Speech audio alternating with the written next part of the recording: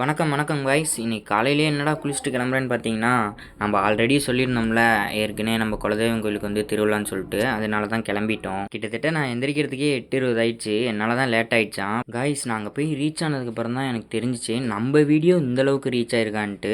ஏன் அப்படி சொல்கிறேன்னா, இவங்க எல்லாருமே நம்ம ஃபாலோவர்ஸ் தான். ஜாலியாக அவங்க கூட கொஞ்சம் நேரம் பேசிட்டு நானும் அக்காவும் சாப்பிட்ற இடத்துக்கு போனால் ஃபுல்லாக க்ரௌட் ஆயிடுச்சு. எப்படியும் ஒரு வழியாக உட்காந்து சாப்பிட உட்காந்தா ஒருத்தவங்க குழம்பு ஊற்றினே இருக்காங்க. நானும் போதும் போதும் அப்படின்னு சொல்கிற அளவுக்கு ஊற்றிட்டு இருந்தாங்க.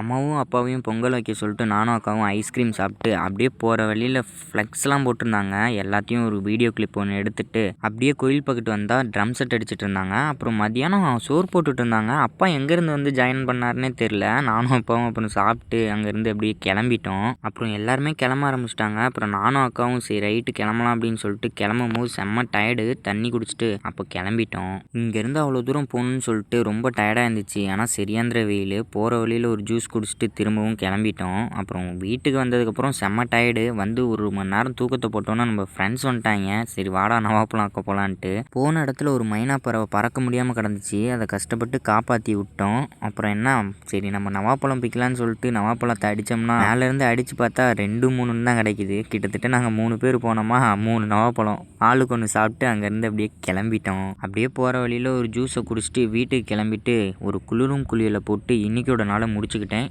நெக்ஸ்ட் வீடியோவில் பார்ப்போம்.